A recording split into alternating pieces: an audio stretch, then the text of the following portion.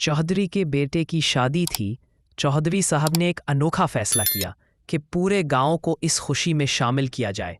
इसके लिए उन्होंने ऐलान करवा दिया कि बेटे की शादी की खुशी में पिंड के हर घर को एक जानवर तोहफे में दिया जाएगा।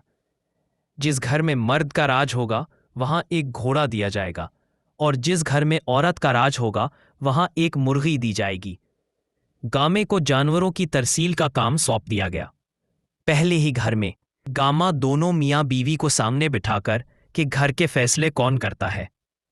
मर्द बोला, मैं। गामे ने जवाब दिया कि जनाब सारे घोड़े किसी न किसी के हो गए हैं, अब सिर्फ 3 बाकी हैं, एक काला, एक सुर्ख और एक चीता। जो तुम्हें पसंद है वो बता दो।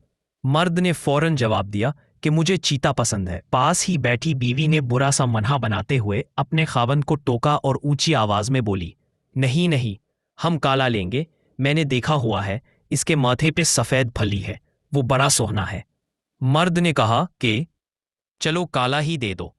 गामा आराम से उठा, थैले से एक मुर्गी निकाली, औरत को पकड़ाई और अगले घर को चल दिया।